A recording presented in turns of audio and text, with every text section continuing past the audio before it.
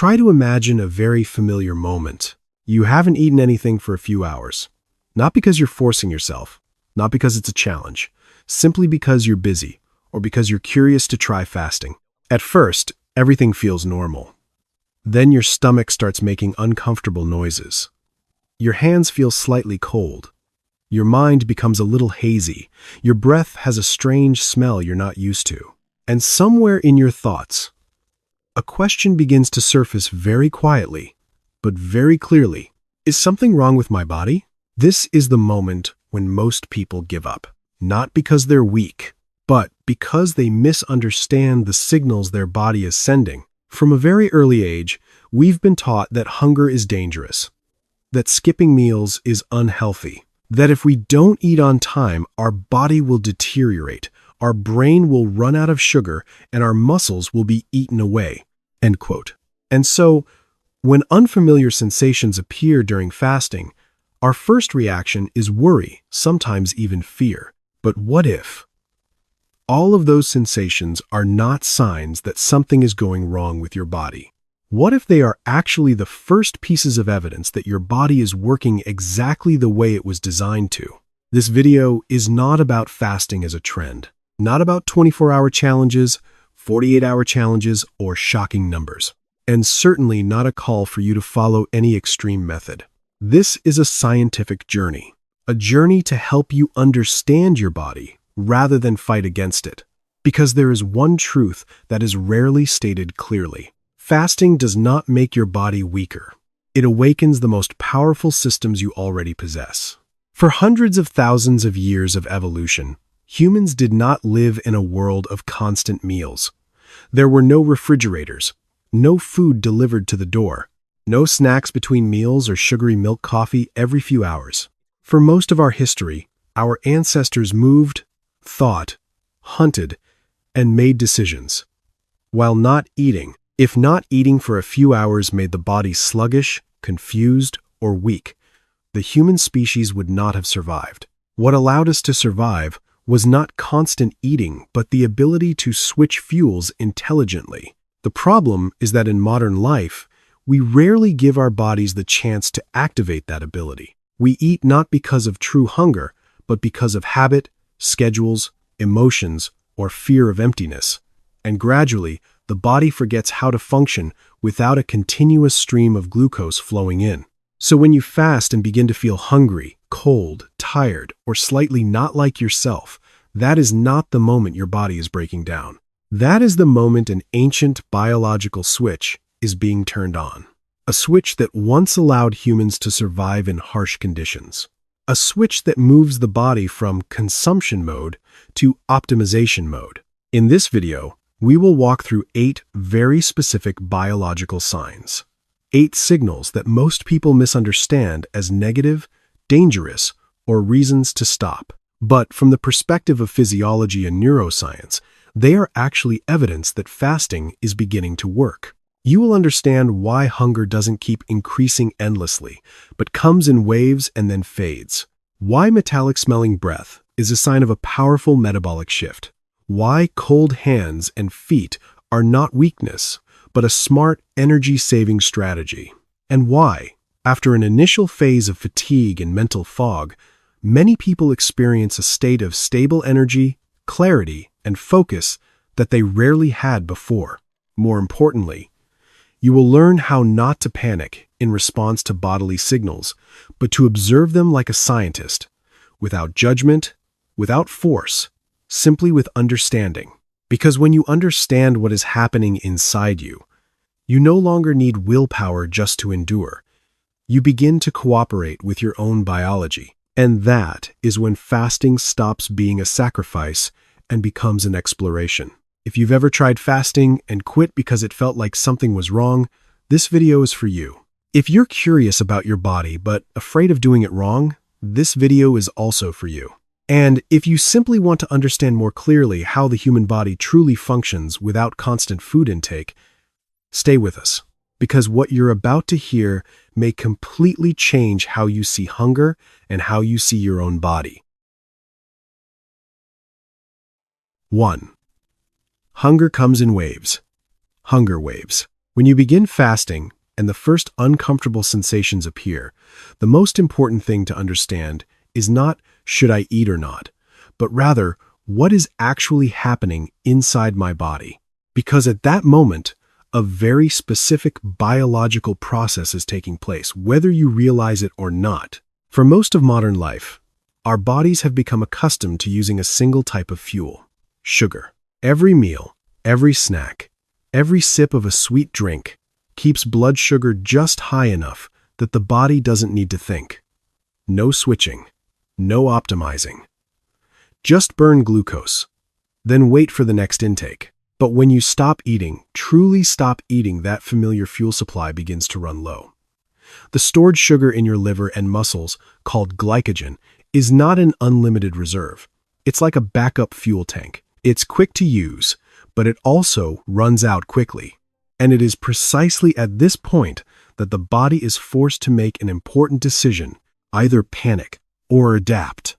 What's interesting is that the human body almost never chooses panic unless we intervene with fear. When glycogen levels begin to decline after about 10 to 12 hours without food, an ancient biological switch is activated. Scientists call it the metabolic switch. But if we set aside technical terminology, you can understand it simply like this. It is the moment your body remembers that it does not survive on sugar alone. When this switch turns on, the liver begins to do what it has been programmed to do for hundreds of thousands of years: convert stored fat into ketones. Ketones are not something foreign or artificial. They are a premium backup fuel cleaner, more stable and especially efficient for the brain. But like any major transition, this process does not happen quietly. Your body sends signals. And the first signal, also the one that frightens most people the most, is hunger. This is where we need to pause and correct a major misunderstanding. We often think of hunger as a straight line, that if we don't eat, hunger will keep increasing, until it becomes unbearable. But physiology shows the opposite. Hunger does not increase continuously. It comes in waves. You may notice this if you fast long enough to observe it. Hunger tends to appear quite clearly at the times you usually eat. At those familiar hours, your stomach growls, your mind drifts toward food, and discomfort increases. And if you don't understand what's happening, this is when you think, my body is running out of energy. But in reality, your body is not lacking energy. What's happening is that the hunger hormone is operating on old habits. This hormone doesn't know whether you still have food available. It only knows one thing. At this time every day, we usually eat. And so it sends a signal as a reminder, not as a danger alarm. This is the key point. If you don't eat, that wave of hunger will subside on its own. No calories needed. No sugar needed. No, something to tide you over. Just time. And right after the first wave of hunger passes, many people experience something unexpected: normalcy. Sometimes even greater clarity than before. The mind is no longer pulled toward food. The body seems to settle back into a sense of, okay, this is not luck. This is biological evidence. It shows that your body does not collapse when you don't eat it, learns how to stabilize itself using a different fuel source. It is testing, adjusting, shifting gears. Hunger coming in waves is the first sign that the metabolic switch has begun to move. It tells you that your system is still flexible, that you are not completely stuck in sugar-burning mode. The problem is that we've been trained to fear hunger, so we rarely give the body enough time to complete that wave. We interrupt the adaptation process with a rushed meal and then conclude that fasting isn't for us. But if you view hunger as a wave rather than a threat, everything begins to change. A wave has a peak, but it also has a trough, and every time you allow it to pass, you send your body a very important message. We are safe. There is no need to panic. That message allows the body to move deeper into the metabolic process. And right after this first sign appears, other signals clearer and more powerful will begin to emerge. But before moving on, remember this. If your hunger comes and goes, if it does not keep increasing, if it eases when you don't eat, that is not failure. It is the first proof that fasting is beginning to work as it should. 2. Metabolic, fruity breath. After you move past the first wave of hunger, the point where many people usually stop, the body does not pause. It continues to move deeper into the fuel switching process. And at this stage, a sign appears that almost everyone finds strange. Your breath changes. Not the usual kind of bad breath. Not a smell caused by poor oral hygiene, but something difficult to describe. Slightly metallic, somewhat like fermented fruit, sometimes compared to the smell of overripe apples or a faint nail polish scent. Most people's first reaction when they notice this is anxiety. Am I being poisoned? Is something going wrong inside my body? But in reality, this is one of the clearest biological signals that the metabolic switch has truly been turned on. To understand what's happening, we need to step briefly into biochemistry, but don't worry, it's simpler than it sounds. When your body is still burning sugar, energy is produced mainly from glucose. This process is fast, but not clean. It creates more fluctuations, more byproducts, and requires insulin to be constantly present to keep things under control. When you fast long enough and glycogen stores begin to run low, the liver shifts to a different task, turning fat into fuel. More specifically, it converts fatty acids into a group of molecules called ketones. There are 3 main types of ketones produced in the body. 2 of them are used directly as fuel for the brain and muscles. But the third one, acetone, has a very specific characteristic. It is not used for energy. Acetone is the excess byproduct of fat burning, and your body needs to get rid of it. Unlike many substances that are excreted through the kidneys, acetone evaporates, and the fastest exit route is your breath.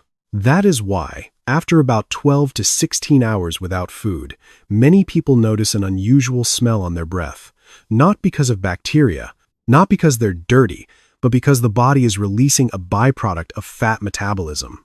In other words, that smell is not a sign that something is wrong. It is biochemical proof that you have shifted from sugar-burning mode to fat-burning mode. This is a very important moment, even though it's rarely explained clearly. Up to this point, many people are still in an in-between state.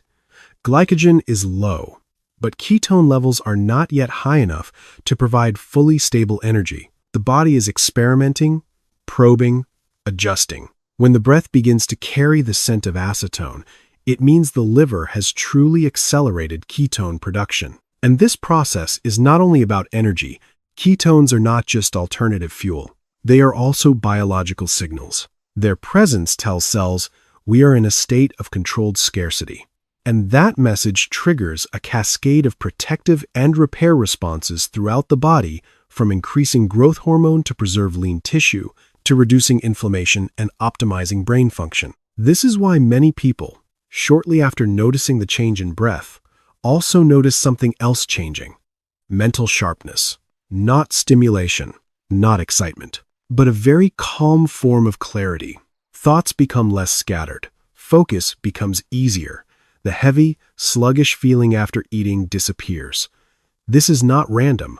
The brain uses ketones extremely efficiently. They provide stable energy without the swings associated with glucose. However, because this breath odor contradicts what we've been taught, many people try to mask it chewing gum, mints, sweet drinks, and quite a few unintentionally disrupt the entire metabolic transition just to feel more comfortable. But when you understand what's happening, you begin to see this sign very differently.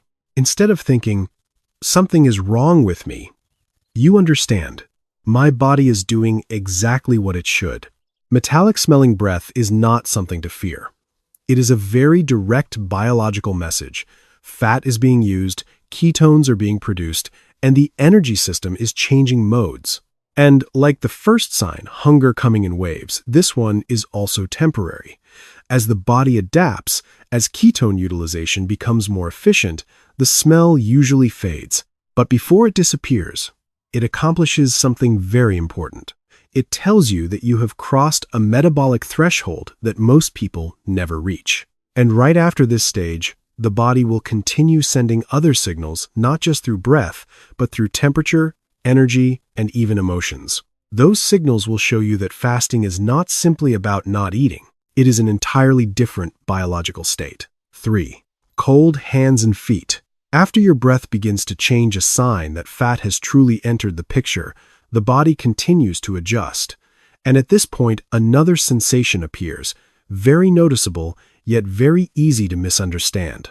Your hands feel colder than usual. Your feet as well, even though the room temperature hasn't changed at all. This is the moment when many people begin to doubt more seriously. Am I becoming weaker? Is my body running out of energy? But once again, biology tells a very different story. To understand why cold hands and feet appear, we need to view the body not as a modern comfort-oriented machine, but as a survival system optimized over hundreds of thousands of years. For most of human history, food was not always available. And when food was scarce, the body's number one priority was not to keep you warm or comfortable. Its number one priority was to keep you alive. When you fast, insulin levels drop. This is a crucial change. Insulin is not only about blood sugar, it is also a signal that tells the body whether it is in a state of abundance or scarcity. When insulin is low, the body understands. We are entering a phase where stored energy must be used, and its first response is not to spend more energy. It is to conserve it. Your body begins to redistribute resources. Blood, and with it, heat is prioritized for the most vital organs: the brain, the heart, the liver. These organs must function steadily at all costs. And the hands and feet? They are not at the top of the priority list. As a result, blood flow to the extremities is slightly reduced. Not because the body is weak, but because it is optimizing. This mechanism is sometimes referred to as survival thermal prioritization. It may sound technical, but the principle is simple. When energy becomes precious, the body does not waste it, keeping every fingertip warm. The key point is this. This is not a pathological response. It is an ancient program being activated at the right time. If our ancestors had wasted too much energy keeping their hands and feet warm during times of food scarcity, they would not have had enough capacity to think, observe, or make survival decisions. That is why this system was preserved, and why it still works perfectly when needed. In modern life, because we rarely allow insulin to stay low long enough, many people have never experienced this state. And when it appears for the first time, the unfamiliar sensation leads them to believe something is wrong. But if you observe more closely, you may notice something interesting. While your hands and feet feel colder, your mind does not become dull.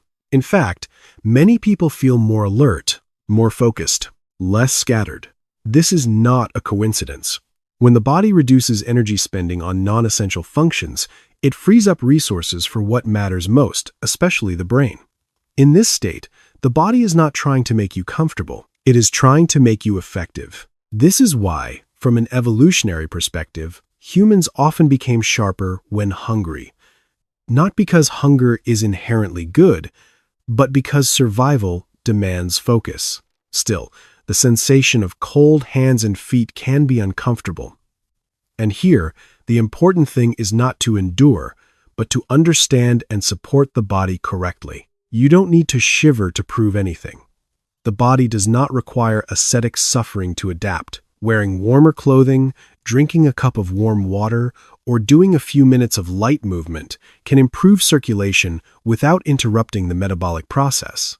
What you need to avoid is not warmth, but panic. Because panic leads you to misinterpret biological data. It makes you think the body is declining, when in reality, it is shifting into a different operating mode, less wasteful, more focused, and better suited to a fasted state. Cold hands and feet are a very clear reminder that your body has stepped out of modern comfort and into a more ancient biological space, not to punish you, but to protect you. And once you understand this, the cold sensation no longer carries a negative meaning. It becomes a marker that your body is using energy strategically rather than consuming it out of habit. Right after this phase, another change will appear not in temperature, but in how you experience your own energy. A shift from fatigue to stability, from fluctuation to steadiness. And that will be the next sign that the metabolic process is moving even deeper. 4. Initial fatigue, stable energy. After your hands and feet grow colder, after the body has begun conserving energy and prioritizing what matters most, another sensation almost inevitably appears. And this is the moment when many people are most likely to stop. You feel tired, not the sleepy heaviness after a meal, not the fatigue from lack of sleep, but a kind of tiredness that's hard to name. The body feels heavier. The mind slows down. Everything seems to be running in a lower gear. Many people describe this feeling with the same phrase. It feels like my battery is running out. And right here, a familiar conclusion forms in the mind. Fasting is making me weaker. But if you pause and look at this process through physiology rather than emotion, something crucial becomes clear. This is not depletion, it is transition. Imagine your body like a car that has run on gasoline for many years. Gasoline ignites easily. It accelerates quickly, but it isn't always efficient. Now, you're asking that car to switch to a different fuel source, cleaner, more stable, but requiring the system to be recalibrated. During that adjustment period, what happens? The car isn't broken. It just hasn't reached smooth operation yet. In fasting, this initial fatigue appears for a very specific reason. Blood glucose levels drop. Glycogen stores are nearly depleted, but ketones, the new fuel source, have not yet risen high enough to fully compensate. You are caught between two energy worlds. This is the gap that very few people explain clearly. A gap that, if misunderstood, feels like harm. But in reality, your body is doing something extraordinarily complex, restructuring the entire energy supply system. During this phase, insulin falls. The liver gradually increases ketone production. Fat-burning enzymes are activated more strongly. But these systems need time to synchronize. And while they are learning to work together, you feel tired. What's important to emphasize is this. This fatigue does not keep increasing endlessly. It has a peak, and then it passes. If you don't interrupt this process prematurely with a meal out of fear, something very interesting happens. Your energy returns, but in a completely different form. Not a quick spike like after coffee. Not a short-lived burst of stimulation. But a flat, even, stable kind of energy. Many people describe this moment using remarkably similar words, even if they've never spoken to one another. No more midday crashes. No more urgent need to eat. No irritability from hunger. This happens because ketones, once sufficient, provide energy in a fundamentally different way than glucose. Glucose arrives fast and leaves fast. Ketones arrive more slowly, but they are steady and sustained. This is when many people realize something surprising. They no longer need constant refueling to remain functional. The body no longer lives in the cycle of eat, spike, crash, crave, eat again. Instead, it operates like a well-regulated system, drawing energy from stored reserves in an orderly, controlled way. And another quiet change unfolds in parallel. In this state, growth hormone levels begin to rise, not to build muscle immediately, but to protect lean tissue, support repair, and ensure that while fat is being burned, the body does not dismantle what needs to be preserved. This is why the fear that fasting causes muscle loss is often exaggerated. The body is not naive enough to destroy valuable tissue while operating in a controlled survival state. But all of this only becomes visible after you pass through the initial fatigue phase. And this is the critical point for retention, not just in a video, but in real-life experience. Most people quit right before stable energy appears, not because they're doing something wrong, but because they misinterpret the signal. They assume fatigue means they should stop, when in fact, it is the final sign before the new system begins to run smoothly. If you're in this phase, the key is not to force yourself to push through. The body doesn't need a hero. It needs consistency and calm. Stay hydrated. Add electrolytes if needed. Rest when you're tired. Observe rather than judge. Because as soon as stable energy arrives, you'll begin to notice another shift no longer in the body, but in the mind. A transition from haze to clarity, from noise to focus. And that is the next sign that fasting is not just affecting muscles or fat, it is changing how your brain functions. 5. Brain fog, mental clarity. After energy begins to stabilize again, many people assume the hardest part is over. But in reality, there is another change, more subtle, quieter, and also the one that surprises people the most. It's the feeling of brain fog. At this stage, you may notice that it's a bit harder to focus. Thoughts slow down. Words in your mind no longer feel as sharp as usual. It feels as if everything is covered by a thin veil, not heavy enough to cause a headache, but enough to keep you from fully getting into the flow. And many people start to wonder, is fasting making my brain weaker? Am I depriving my brain of sugar? This is a very common fear, and an understandable one. For years, we've been taught that the brain needs a constant supply of glucose to function, that if we don't eat, the brain will run out of power. But what physiology shows is far more nuanced. This sense of brain fog is not a sign that the brain is lacking energy. It is a sign that the brain is switching fuels, just like the rest of the body did earlier. In the early phase of fasting, glucose, the brain's familiar fuel, declines. But ketones, the new fuel, are not yet abundant enough to fully replace it. The brain, being a very conservative organ, does not like sudden change. It needs time to adjust its enzymes, transporters, and patterns of energy use. During that adjustment period, you feel foggy. But if you give the brain enough time to adapt, something very different happens. And this is a moment many people never forget. The fog lifts, not slowly, over many days, but often quite clearly. You wake up one morning, or sometimes just a few hours later, and realize that your mind feels brighter.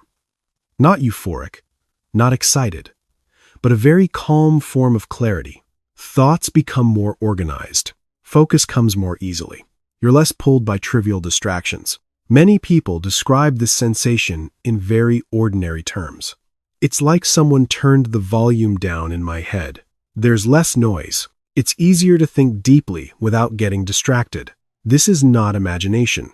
It has a very clear biological basis. When ketone levels rise high enough, a specific ketone beta-hydroxybutyrate begins to serve as the brain's primary fuel, and the brain responds very well to it.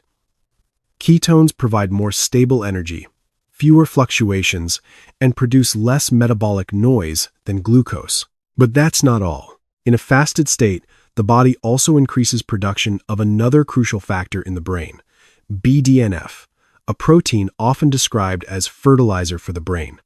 BDNF helps protect neurons, strengthen connections between them, and support memory and learning. Simply put, when the brain switches to ketones, it doesn't just gain more stable fuel, it also undergoes maintenance and optimization. From an evolutionary perspective, this makes perfect sense. Our ancestors could not afford to be mentally foggy when hungry. When food was scarce, they needed sharper observation, faster decision-making, and deeper focus to hunt or avoid danger. The brain was programmed to function more sharply in that state, so long as the body did not panic. And this is the key point. Brain fog appears when the brain hasn't yet decided the situation is safe. Clarity appears when the brain recognizes, we're okay. There is fuel, no need for alarm. When this clarity arrives, many people also experience an accompanying emotional shift. Not just clearer thinking, but a deep sense of calm. Less background anxiety, less restlessness, less urge to do something just to relieve discomfort.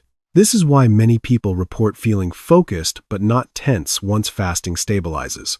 It's a state very different from caffeine-driven alertness, no urgency, no jitteriness, no crash. But like the signs before it, this moment only appears if you don't quit too early. If you stop as soon as brain fog shows up, you'll never reach the clarity on the other side, and you'll carry the belief that fasting isn't for me, end quote, when in reality, you simply stepped away just before the brain completed its adaptation. The important thing is not to force yourself to be clear. The brain doesn't need force. It needs time and stability, adequate sleep, enough hydration, minimal overstimulation, and space for the process to unfold. Because when clarity arrives, it isn't just a temporary effect. It's a signal that your body has entered a different phase of fasting, one where hunger is no longer the center of the experience. And right after the brain stabilizes, something very paradoxical but also very interesting begins to happen. The sensation of hunger starts to decrease, and that will be the next sign that your body is no longer merely enduring the absence of food. It is operating more efficiently than ever before. 6. Less hunger after 24 hours. After brain fog clears and mental clarity begins to appear, many people brace themselves for what they believe is inevitable: more intense hunger. In their minds, the logic is simple. The longer I don't eat, the hungrier I'll get. 24 hours without food must be unbearable. But then, it doesn't happen. Instead, a completely different experience emerges, and this is the moment that makes many people doubt their own sensations. They realize that they feel less hungry, not completely without hunger, but the hunger no longer feels urgent. There is no longer the sense of, I must eat right now, or I won't be able to stand it. And this is the most counterintuitive sign in the entire fasting process, because it goes against almost everything we've been taught about the body. To understand why this happens, we need to separate two concepts that are often confused: physiological hunger and habitual hunger. Most of the hunger we experience in daily life is not a signal that the body is running out of energy. It is a signal triggered by repeated routines, familiar mealtimes, food, smells, emotions, stress, even boredom. The hunger hormone responds very strongly to these rhythms. It learns, at this time, we usually eat. And it does its job regardless of whether your body still has plenty of stored energy. When you fast long enough to pass a full day, the first thing that happens is that these signals begin to weaken. The hunger hormone no longer receives reinforcement from eating behavior. There is no reward attached. And like any biological system, when a signal stops producing results, its intensity diminishes. At the same time, another key factor moves into the control center: ketones. Once the body has fully shifted into stable fat burning, ketones do more than supply energy to the brain and muscles. They also act directly on the brain centers that regulate hunger. Put simply, ketones calm hunger signals. This is not suppression. It is not endurance. It is a genuine shift in how the brain evaluates the body's energy status. The brain receives a new message: we are not lacking. We have a steady fuel supply, end quote. And when the brain believes that, the sense of urgency disappears. Another factor plays a major role here as well, though it's often overlooked: stable blood sugar. In the modern diet, many intense hunger episodes are actually reactions to rapid blood sugar drops after spikes. Eat sugar rises, insulin rises, sugar crashes, brain panics, hunger. When you fast and those peaks and crashes disappear, that system is temporarily disconnected. There are no sudden drops, no false alarm signals. The result is a very unusual sensation. Hunger is no longer at the center of the experience. Many people describe still being aware of hunger, but it feels more like background information than a command. They can think, work, walk, talk without hunger pulling all their attention toward it. And this is where a very deep psychological shift begins to occur. When hunger is no longer an emergency, your relationship with your body starts to change. You no longer have to constantly negotiate with yourself. The mental loop of eat or don't eat stops running all day long. This creates a very quiet but very powerful sense of freedom, not because you've defeated hunger, but because your body no longer perceives hunger as danger. However, this stage can also be misunderstood without proper context. Less hunger does not mean the body no longer needs nourishment. It simply means the alarm system is functioning more accurately. And for that reason, fasting at this stage should not turn into a competition of endurance. The body does not reward harshness. It rewards stability. If you choose to continue fasting, what matters is observation, not force. Drink enough water, add electrolytes when needed, and especially do not interpret reduced hunger as a reason to ignore bodily signals over the long term. Sign number 6 is not an invitation to push further at all costs. It is a milestone of awareness. It shows you that much of what we call hunger in everyday life does not reflect the body's true needs. And when the body is placed in the right biological context, it can regulate itself with remarkable intelligence. Right after hunger diminishes, another phenomenon may sometimes appear not in the stomach, not in the brain, but in the skin. And this next sign often confuses or even worries people despite being a very natural part of a deep internal cleansing process. 7. Breakouts. Skin reactions. After hunger diminishes and the body begins operating in a more stable state, many people assume that from this point on, everything will only become easier. But then another phenomenon appears, often unexpectedly, sometimes unsettling. The skin begins to change. A few small pimples, slight redness. Some people experience mild itching. Others notice their skin looks duller for a few days. And the natural reaction is concern. Is fasting disrupting my hormones? Is my body reacting badly? But when you look at this phenomenon through the lens of physiology, the story is completely different. At this stage, the body is not only switching fuel sources, it is activating a deeper process, a process of internal cleaning and recycling. When fasting lasts long enough, especially after ketones have become a stable fuel source, the body activates a mechanism called autophagy. The term may sound intimidating, but its essence is simple. Cells begin clearing out old, damaged, or inefficient components and reuse them to rebuild. This is a biological maintenance system that has existed for a very long time. Under constant eating, it operates at a minimal level, but when you create a controlled energy gap, it becomes much more active. The issue is that when this cleanup process begins, substances that were previously stored away in fat tissue start to be released. For years, the body has stored not only energy in fat, but also metabolic byproducts and compounds that were not immediately convenient to process. When fat is mobilized, these substances enter the bloodstream. The liver and kidneys are the primary processing centers, but they cannot always keep up smoothly at first. When processing capacity is temporarily overwhelmed, the body uses an auxiliary route, the skin. The skin is not just a protective barrier. It is also an excretory organ.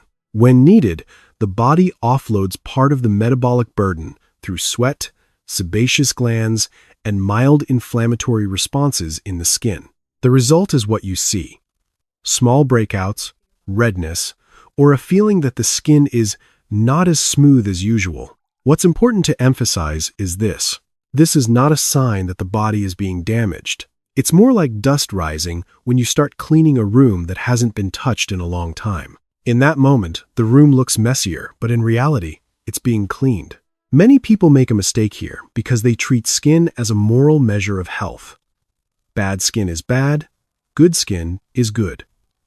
But biology does not operate by aesthetic logic. It operates by priorities of survival and repair. At this stage, the body prioritizes internal cleanup first, and the skin is simply a temporary reflection of that process. And like the previous signs, this reaction does not last if the system continues to stabilize. As the liver, kidneys, and lymphatic system catch up, and as the metabolic load decreases, the skin usually settles on its own. The most important thing at this point is not to try to aggressively fix the skin. There's no need to panic, no need to blame yourself, and especially no need to abandon the entire process out of fear of a few temporary blemishes. The body does not need excessive intervention. It needs gentle support. Drink enough water to help the liver and kidneys work more efficiently. Get enough sleep so the immune system can rebalance. Avoid unnecessary irritants. And give the skin time, because at a deeper level, something very important is happening. Your body is reducing a metabolic burden that has accumulated over many years.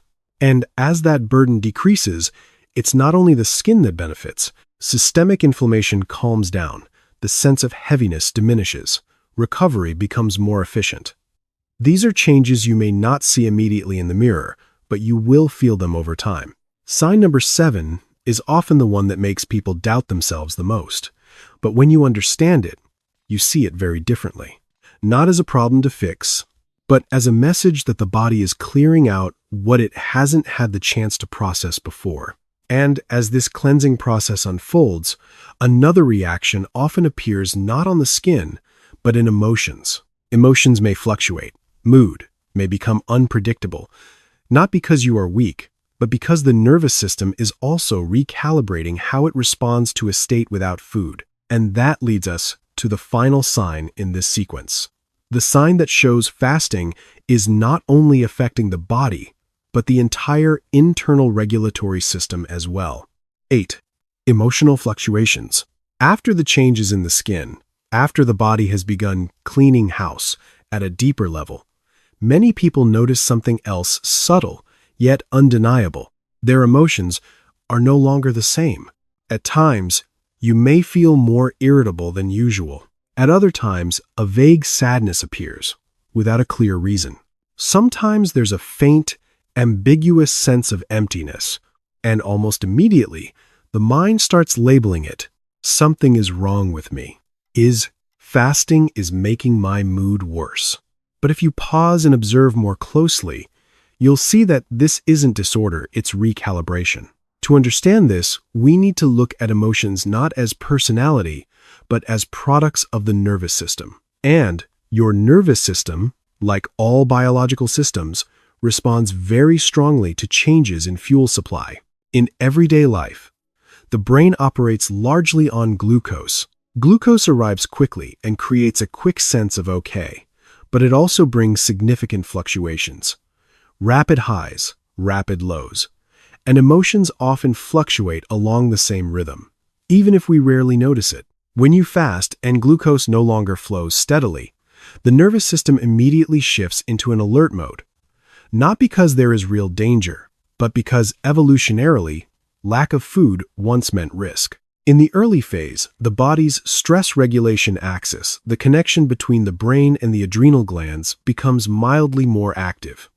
A small amount of stress hormones is released. The purpose is not to make you anxious, but to increase alertness and environmental sensitivity. But it is precisely this increased sensitivity that makes emotions feel sharper. Feelings you previously skimmed over now surface. Background tensions become more noticeable. Thoughts once drowned out by eating, caffeine, and stimulation now have space to appear. This is easy to misinterpret. Many people believe fasting is making them more negative, when in reality, it is revealing fluctuations that already existed but were previously masked by constant eating. And here is the key point. These emotional fluctuations do not last indefinitely if the body receives signals of safety. When ketones become a stable fuel source for the brain, when blood sugar no longer swings unpredictably, the nervous system begins to understand. We are not in crisis. We are simply operating at a different rhythm. Once that message is established, the stress response settles, and with it, emotions begin to calm, not by becoming numb, but by becoming steadier. Many people describe this phase using very similar words. Less reactive, calmer in small situations. If you is one's over one, not pulled away as quickly as before. This is not emotional loss. It is emotional regulation. When the nervous system no longer has to constantly manage small energy shocks, blood sugar drops, cravings, stimulation, it has room to function more smoothly. You don't need to control your emotions as much because the biological foundation beneath them is more stable. However, the initial phase of emotional fluctuation is cognitively important. If you interpret it as failure, you'll return to old habits just to silence discomfort. But if you see it as data as part of a recalibration process, you can move through it with curiosity rather than fear. The body does not ask you to be strong. The nervous system does not need you to endure. It needs reassurance. Simple actions during this phase make a big difference. Gentle walking, deep breathing, a warm shower, sufficient sleep, and reducing unnecessary stimulation. Not to fix emotions, but to signal to the system that the environment is safe. And when that happens, you'll notice a subtle yet profound shift. Emotions no longer control you the way they once did. You still feel them, but you're not carried away by them. This is one of the least discussed benefits of fasting, not because it's small, but because it's quiet. It doesn't explode. It isn't dramatic, but it changes how you show up in daily life. Sign number 8 is the final sign, not because it is less important, but because it shows that the entire system has joined the metabolic process from energy to the brain, to the skin, and finally, to emotions. And when you look back at this entire journey, one thing becomes very clear. Fasting is not simply about not eating.